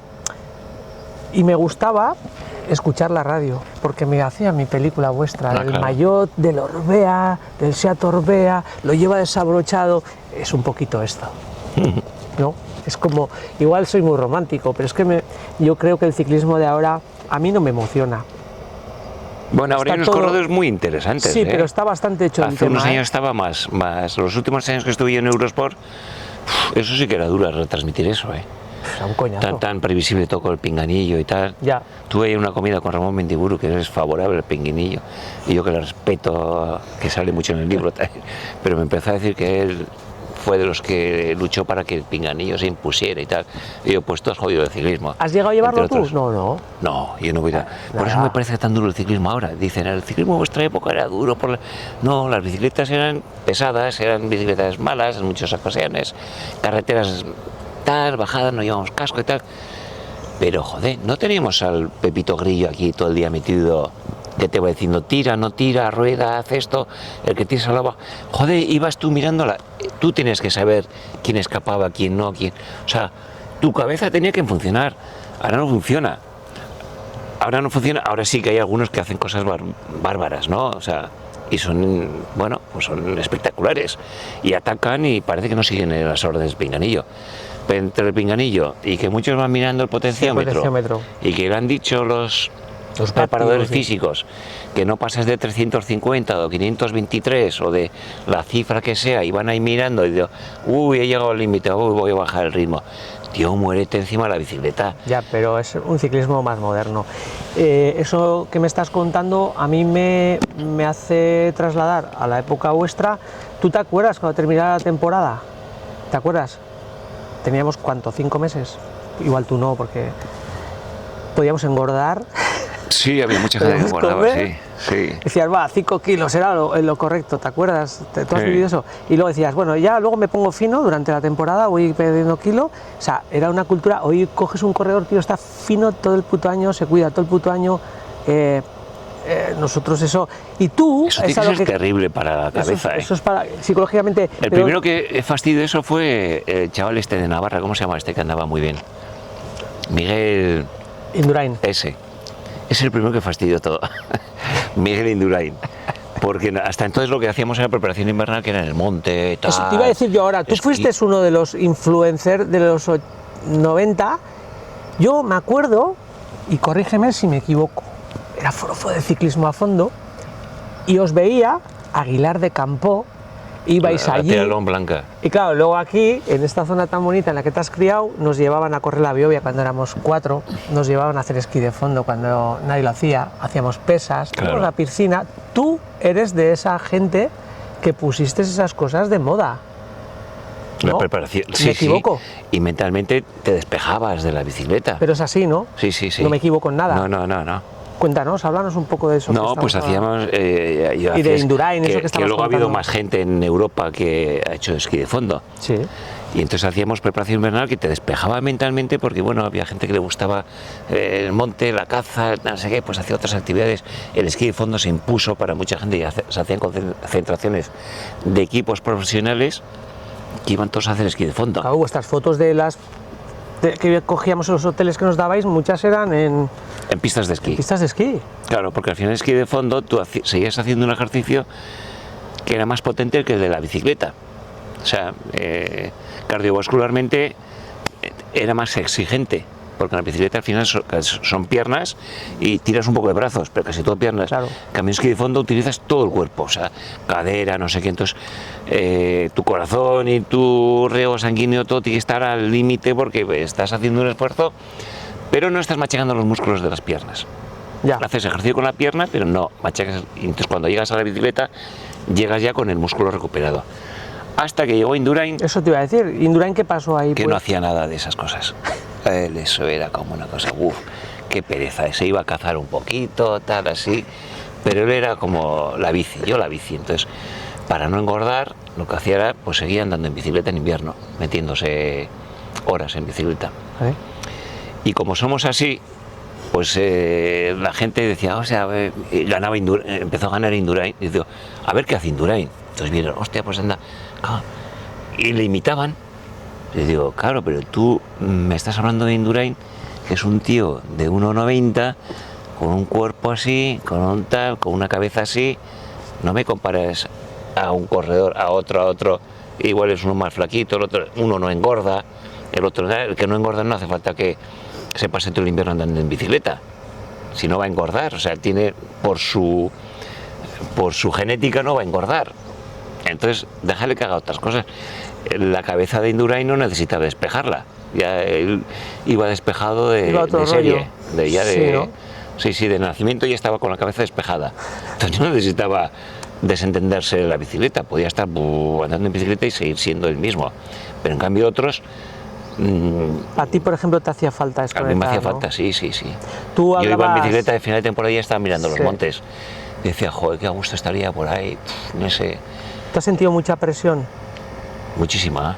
Y yo creo que la presión en el día a día, en un trabajo normal, es el peor cáncer que hay, porque tú pasas de ser, pues como cualquiera hoy en día, tú pasas de ser un tío que está disfrutando la bici, que la utiliza para conocer a Lupita, irte de viaje y tal, y de repente te están pagando y te están exigiendo, macho. Es que Claro. cambia la película, ¿eh? Y es lo que dices tú, voy a Francia y quedo el 54-84, me tengo que retirar. Ahí hay un cambio que te das cuenta dónde estás, ¿eh? Te dice, hostia, que ha venido el de Gatorade, que tú estuviste en Gatorade, y me dice, este me paga y me está exigiendo. Claro. Hay un cambio mental, ¿no?, en el corredor, ¿o no? No solamente el sponsor que te paga, La gente, y que el periodista. que me el periodista que te ha puesto, que dice, este va a ganar hoy y tal, y luego no ganas. Y tú dices, ¿a ti qué te ha mandado que pongas que voy a ganar yo? No, porque yo te he puesto que ibas a ganar y no has ganado, te voy a poner a parir mañana. Digo, pues pon lo que quieras. te voy ¿no? te voy a poner a parir mañana.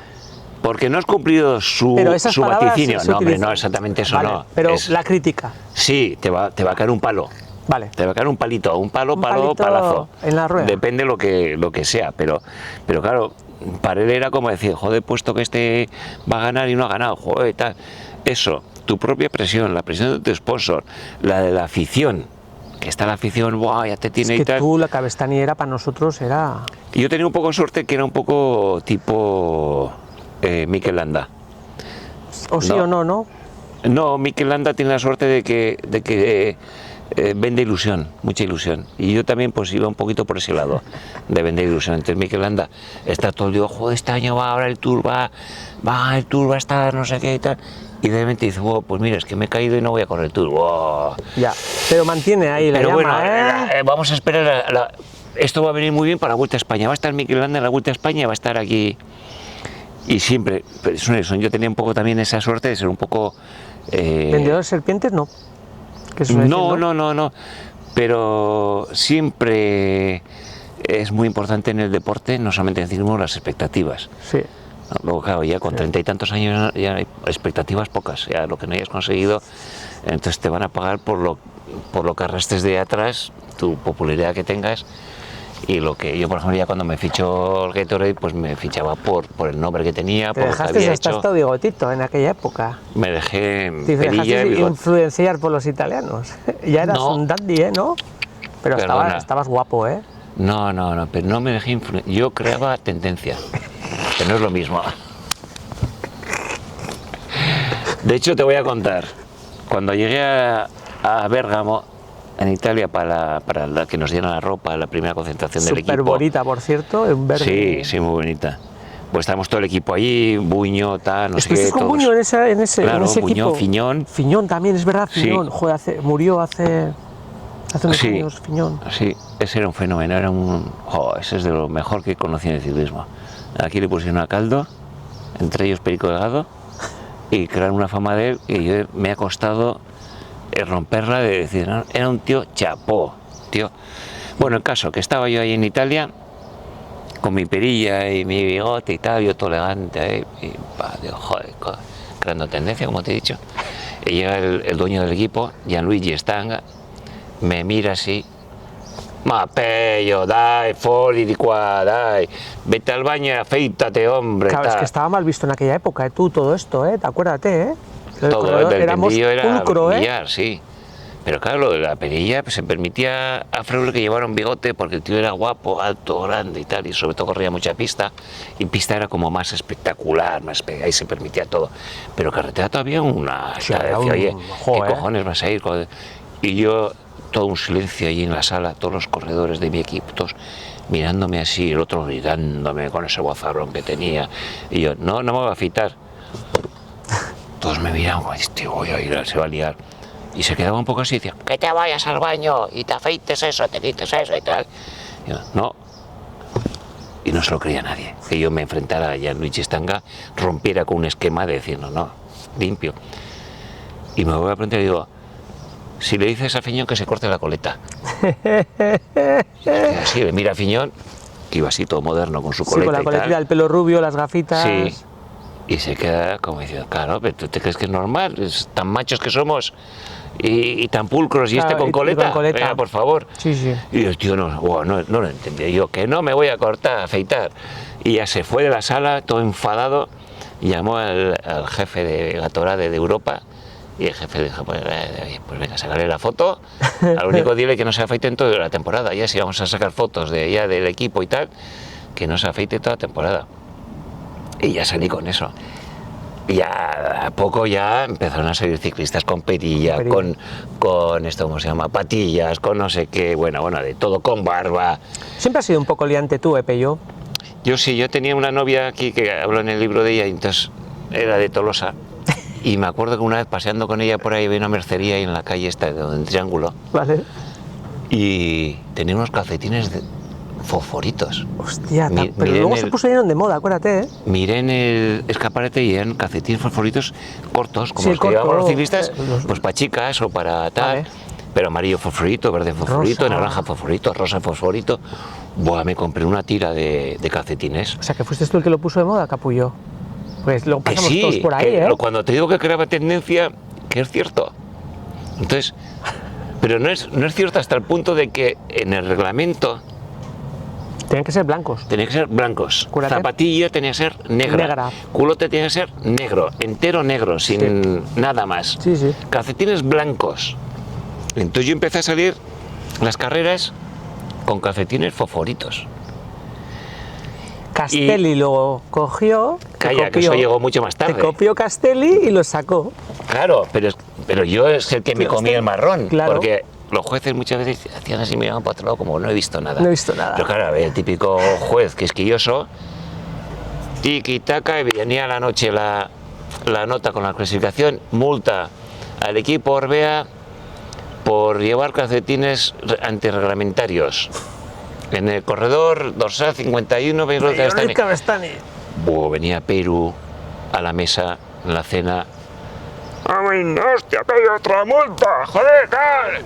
Bueno, el que no le gustaba aparecer nunca en los castigos, era súper honrado, era un tío súper legal, tal, y nunca quería aparecer como una reprimenda de los jueces.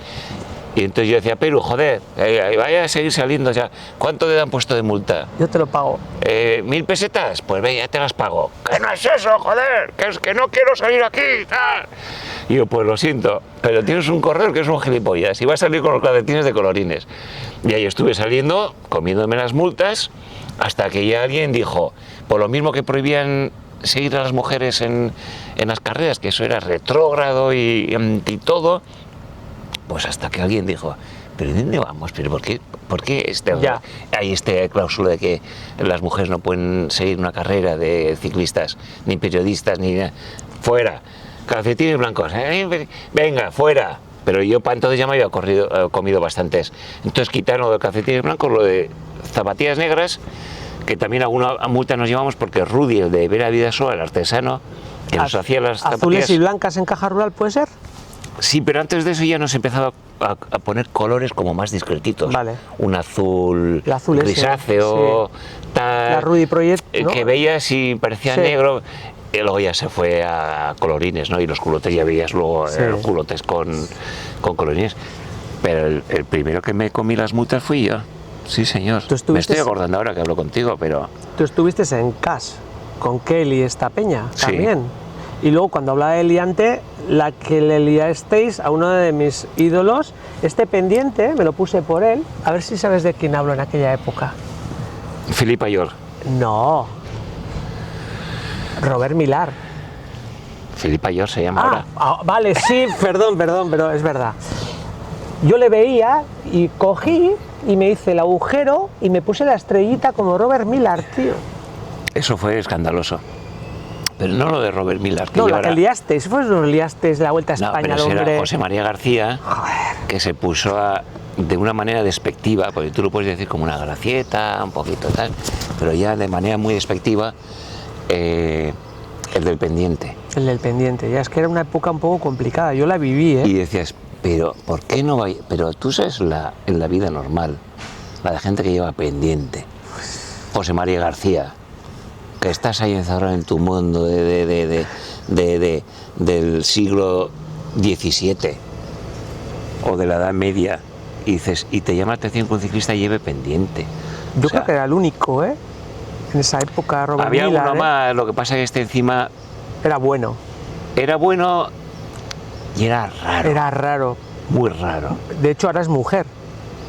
Eso no, ahí no me refiero a que sea raro, eso puede ser normal. Que se Sí, pero me quiera- refiero que se luego siente él- una mujer desde joven, Claro, pues pero desde él niño. ya era, ya... Pero era raro en el sentido que no era agradable con la gente. No, ¿eh? Robert Millar no, No, era. un tío que ni con sus compañeros tuviera ahí una... No, ¿eh? No era de hacer bromas de estas cosas, tal.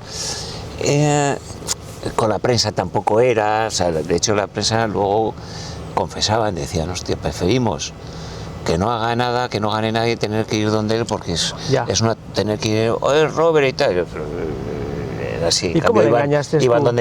donde Roche o el Roche, otro Stephen Kelly. y eran súper, bueno, Claro. pues entonces, para un periodista, imagínate que ir donde... Entonces era raro. Y en eso se aprovecha también José María García para meterle Meterle caña, y el del pendiente y la gente en contra de él. Y eso. ¿Tú te acuerdas? Pero ya se había metido el año anterior con Peritú y ese no llevaba Ah, Caritú, pendiente. Eric Caritú. Escucha una cosa, que no te escaques. Cuéntanos ese momento que pasó ahí, que sabíais que la estabais liando, que Perico iba para adelante con Recio, ¿era? ¿O tú Eso estabas es una con historia Recio? todavía que está por escribir. Por escribir, ¿no? Pero eso fue también verídico, ¿no? ¿Cómo engañasteis al Robert Eso Millar? ¿Para que no había pasado nunca antes, ni volvió a pasar nunca después. Me ni jodisteis, ni ¿eh? pasará. Yo quería ganar a Pilar la vuelta, ¿eh? Millar era el que tenía que haber ganado esa vuelta. Sí, pero le metisteis una liada, tío. Sí. Pero Que me Pero, recuerda hombre- mucho a la encerrona del Bisma a Pogačar hace 2 años en el Tour, que le empezaron a le entró, ¿te acuerdas esa etapa? Pero vosotros era, ¿qué tal Millar, no? eso Ah, hice yo. pasa. Tú le hiciste esto. Es un Dije, viaje. voy a ganar un poquito de tiempo con esto. Pero tampoco decía, no puede ser que no se dé cuenta. Y no se dio cuenta, ¿eh? Pero el director también lo echaron. Pero dices, el director tampoco se dio cuenta. Se dio cuenta tarde. Robert Millar tampoco dijo, oye, pues me pongo a tirar yo. Oye, que es lo que se hacía entonces, se pagaba equipo, vamos a pagar este equipo que se ponga a tirar. Se pagaba equipo. Claro. Mínguez, Javier. que perdía el segundo puesto ¿Con quién? con Pacho Rodríguez, el colombiano. El colombiano. Que estuvimos con él, Ander Izaguirre y yo, hace 2 años ahí en Bogotá, entrevistándole precisamente para esta historia. Y Mínguez tiene que haber defendido su segundo puesto, Vale. porque yo no tenía que defender su segundo o su tercero, o sea, no me acuerdo ahora, si estaba el segundo y yo, su segundo y yo. No, su segundo y yo mi tercero.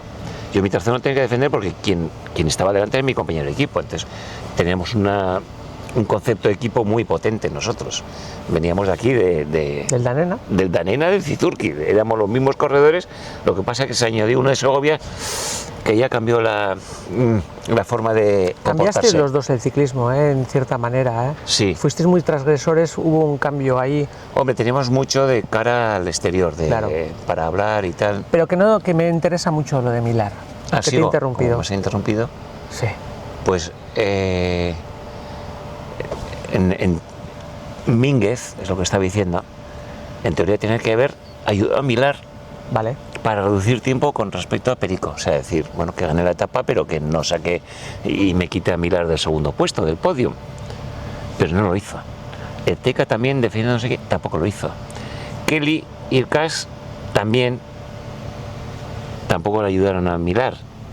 ¿Por qué? Porque alguien les dijo, ojo, que el Cas es español, la marca. La marca. A Mínguez le dijeron también, ojo, Mínguez, que no vuelves a sacarme un equipo.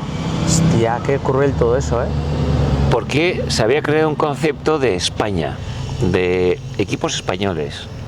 De decir, no jodáis, tiene que ganar un español.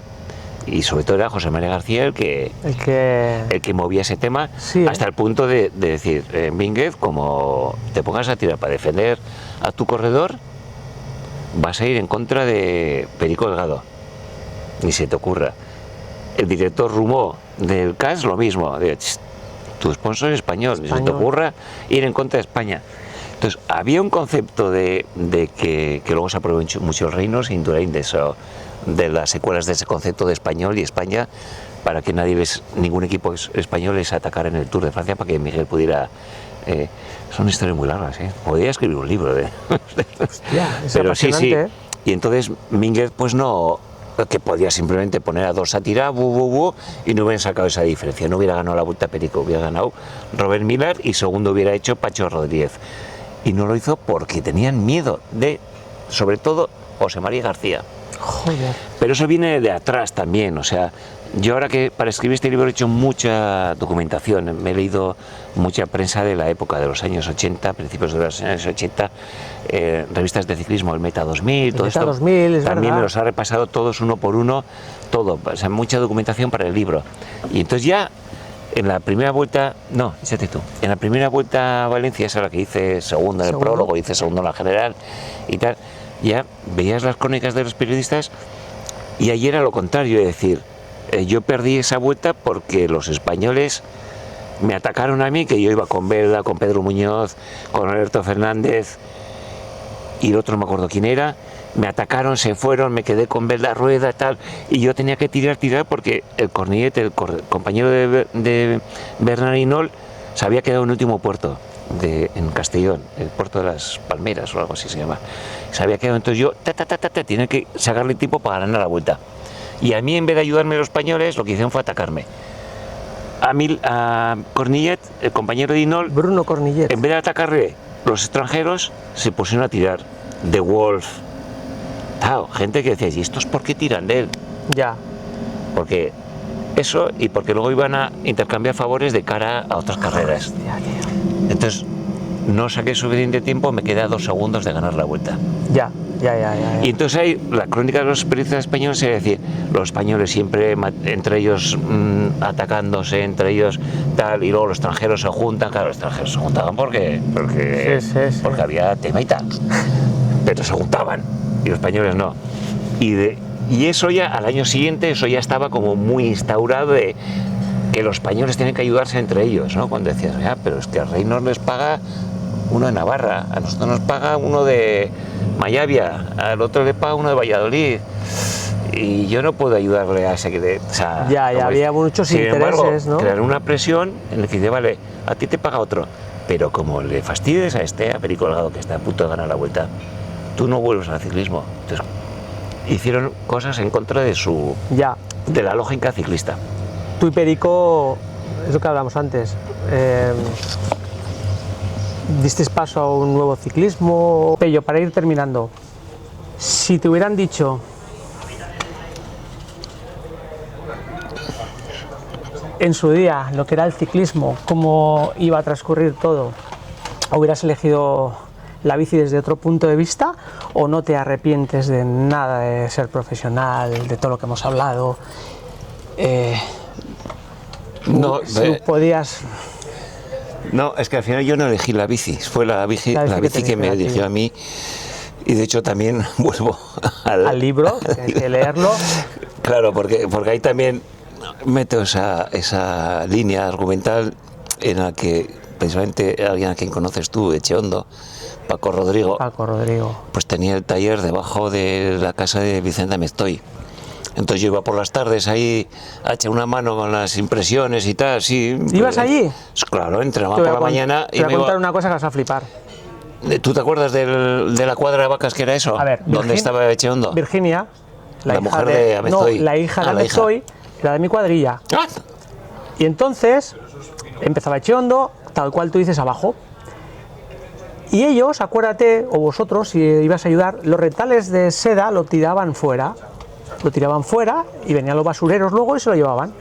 Nosotros, los del pueblo, íbamos y cogíamos y mi mamá me hacía las perneras que pusisteis de moda y los manguitos.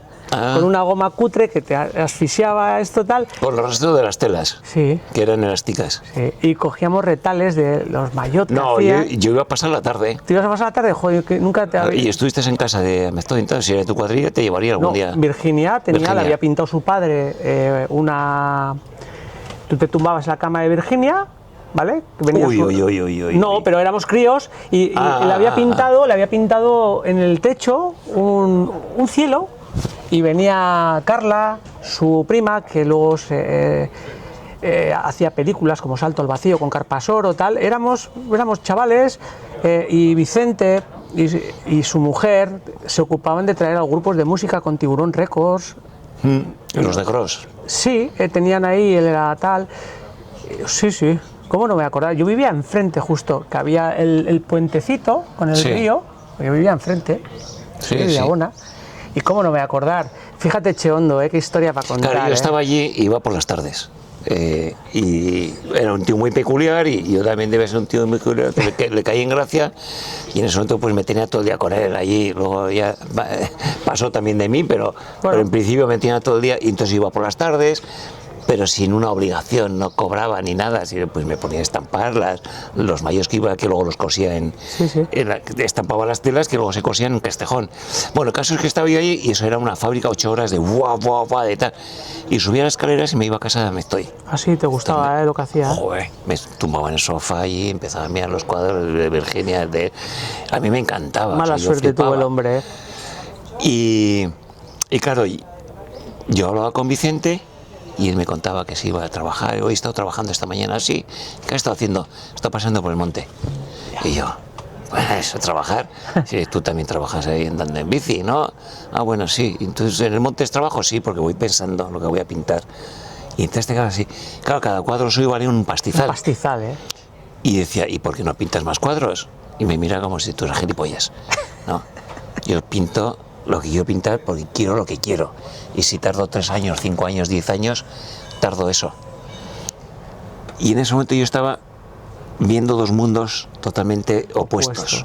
Uno, el del productivo, ambicioso, que buscaba el máximo crecimiento de su proyecto y lo máximo y mínimo gasto, máximo ingreso, todo eso, y que era un trabajo intenso durante esas horas.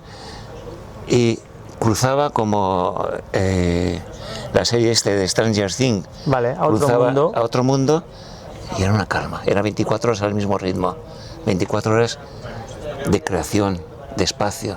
Entonces digo, joder, ¿qué vida quiero yo? Esta la de vivir, pues como mis amigos de Tolosa que tenían en el guitarra, se dedicaban a hacer viajes por el mundo y tal. Ángel, ¿no? Ángel y Josu. Ángel fue mi profesor. Quiero la vida esta de frenesí, de tal. Lo que no sabía es que ella estaba decidida. Yo iba a entrar en ese carril del ciclismo y era la vida de Paco. era la de a saco, y carreras y victorias y exigencias y tal. No esa vida de Antonio López o Amestoy. Es decir, yo si tardo 5 años, como si tardo 10, lo que quiero lo quiero conseguir. Claro que podía pintar un cuadro cada mes y ir ingresando. Y entonces, por eso te digo que aunque yo pensara eso, yo estaba ahí encarrilado. O sea, la bici me llevaba a mí eso y no podía decidir si quería o no quería ir en bici. Ya. ¿Dónde podemos encontrar el libro ahora mismo? En cualquier librería buena. ¿Y también en Amazon y estas plataformas también? Sí, hombre, yo prefiero que vayáis a la librería, la gente que vaya a la librería, que el barrio pues tiene, el barrio del pueblo pues tienen que moverse y tienen que tal. Pero si tienes dificultad, pues vas a Amazon, o creo que hay otras plataformas también, ¿no? Pero ahora mismo está en... Yo siempre te hace ilusión además ver tu libro ahí, ¿no?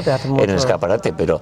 Y siempre en una librería, si ya no lo tiene o no lo ha pedido, pues normalmente van así, lo piden y al día siguiente lo tienen. O sea, vale. Habrá otro libro, ¿no, Pello? Este te lo doy. ¿Este me lo das? Sí. Tía, siempre... Que sepa el editor, que se vea que le he dado el libro, porque son muy... dan poquitos al autor. Si seguimos creciendo, habría que hacer cositas. Yo tengo idea, lo que pasa es que quiero... O sea, ahora estoy solamente trabajando con la cabeza, pero sí. Y bueno, pues habrá más cosas. Esto no está pactado, ya sabemos que todos me regalan algo, ¿Ah, sí? pero sí, todos me regaláis esa cosa, pero hay cosas que son muy especiales, por lo que hemos hablado. Algo de ciclismo ya sé, ya hemos hablado algo. Hombre, ¿no? Tú se te nota que tienes ahí una tara que te ha llevado a la bicicleta. Y no hemos hablado de Joaquín Mújica, ni hemos hablado de esta gente, no nos ha dado tiempo, pero... Tienes todo ahí. Todo aquí, en agosto te voy a mandar un WhatsApp. Joaquín Mújica era un fenómeno en Guipúzcoa y también tuvo su historia. Pachi Panadero era otro fenómeno, que no era corredor, pero era un señor que trabajaba en su panadería de Cizurquil como un peaje que tenía que pagar en la vida para poderse dedicar a favorecer el deporte, a favorecer el ciclismo, a favorecer a los chavales de manera altruista. Entonces su trabajo era, tengo que hacer esto, pero porque quiero hacer lo otro. Y entonces esas personas, que hay pocas, y que en el ciclismo que contrasta tanto, ¿no? El ver que se mueven tantos millones, aquí ves el Tour, que estamos viendo el Tour, unos equipos, unos autobuses, unos presupuestos y tal, y gente como Pachi Alcorta, que os lo entregaba todo por el ciclismo y por los demás, por los deportistas, por los chavales y chavalas que estaban en su club de Anena. Era una apasionada. Bueno, Pello, pues hemos hablado de todo, de tu libro, hemos venido a hablar de tu libro, hemos hablado de experiencias y luego sobre todo nos han dado muy bien de comer. Mica, ¿no? Tomaremos la última copita, ¿qué te parece? Venga. Chacolíes, Mica. Zumo de uva, de aquí de las laderas de Amasa, ¿no? Sí, es Amasa. Eso es Amasa, de Roberto Ruiz, que nos ha tratado súper bien. Y nada, este domingo que viene se emitirá este programa con Pello. Lo que os digo siempre, suscribiros, seguirle en redes. Pello tiene mucho que contar todavía. Yo me quedo con muchas ganas, Pello, de un tercer libro, de una tercera charla. Pues nada, estamos ahí dándole vueltas a la cabeza, ya estoy pensando, pero tienes bastante para leer. Y además, que por lo que te conocí, de lo que sabes de ciclismo y de todo, te va a gustar. Pues es que son todas historias de la vida y de la bici. Claro. Por Roberto, por ti. Por Roberto, por Pello. Por Style, por la vida. Eso, y por el libro. Por el libro. Que se agote y no tenga que pensar yo más en nada. Que pienses en el tercero. Pues nada, a lo dicho, Pello. Chocamos, como siempre, es que ricasco. Eso es ratito. Y bye. Seguirnos en redes a todos y es importante que esto lo compartáis, la historia de Pello. ¿Cómo se titulaba el libro? Mi bicicleta y otros animales. Y otros animales. En algunas librerías, y vais a la biblioteca del pueblo y lo tendrán. Y si no tienen, me cago en la leche. El bibliotecario o bibliotecaria. También pueden escribir por internet. Con la librería. Y con la librería. Y nada, nos vemos en el próximo episodio. Otro brindis. o la reina bebida.